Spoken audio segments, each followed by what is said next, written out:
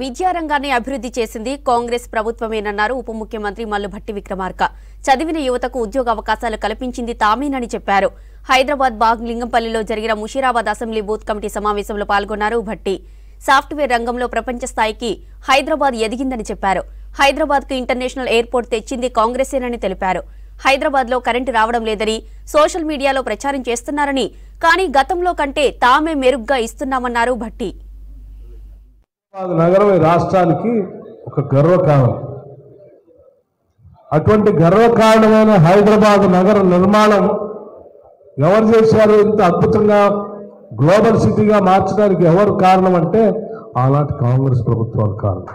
ఇక్కడ నివాసం ఉంటున్నటువంటి కోట్లాది మంది, దాదాపు 1 crore, వాళ్ళందరికీ వాళ్ళ ఉపాధి అవకాశాలు కల్పించే విధంగా ఇక్కడ పరిశ్రమలు తీసుకొచ్చారు ఎవరంటే అది కాంగ్రెస్ ప్రభుత్వాలు తీసుకొచ్చింది. మరి ఇంతమంది వస్తే తాగటానికి నీళ్లు కావాల్సిన విధంగా కాంగ్రెస్ ప్రభుత్వాలు నీళ్లు తీసుకొచ్చింది. కృష్ణానది నుంచి నీళ్లు తీసుకొచ్చినా కాంగ్రెస్, గోదావరి నుంచి నీళ్లు తీసుకొచ్చినా కాంగ్రెస్, మంజీరా నుంచి నీళ్లు తీసుకొచ్చినా కాంగ్రెస్. సరే, అంతకుముందు గండిపేట నుంచి వస్తే అవి నిజాం టైంలో తీసుకుని వచ్చారు. అంటే ఇవన్నీ మనం తీసుకొచ్చిన ఈనాడు 10 ఏళ్ళు పాలన చేసిన టీఆర్ఎస్ ఒక్క చుక్క నీళ్లు కూడా హైదరాబాద్ నగరానికి ఇక మంచినీళ్ళు ఇచ్చిన పాపాన్ని నేను పోలే, మేమే తెచ్చామని చెప్తా ఉంటారు.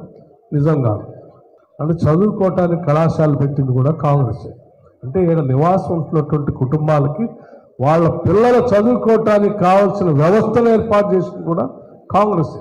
భారీ ఎత్తున ఇక్కడ పరిశ్రమలు రావటానికి, ప్రపంచవ్యాప్తంగా సాఫ్ట్వేర్ రంగం నిష్ణాతులు రావటానికి ఇంటర్నేషనల్ ఎయిర్పోర్ట్ కట్టారు.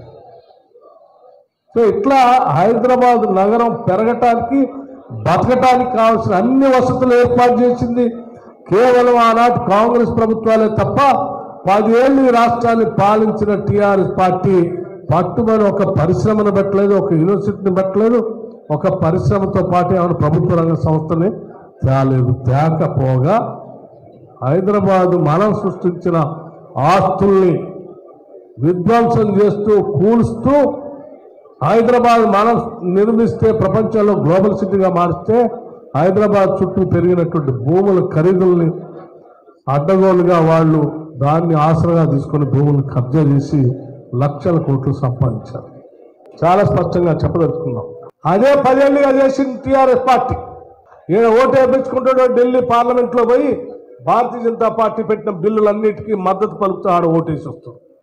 మరి మన ఓట్లని మోసపూరితంగా ఓట్లు వేయించుకున్నారు. మన ఓట్లన్నింటినీ గుండు గుత్తగా బీజేపీకి ఓటేసేటువంటి బీఆర్ఎస్ పార్టీని దూరంగా పెట్టండి అని కూడా అందరికీ నేను సవినయంగా విజ్ఞప్తి చేస్తూ ఉన్నాను.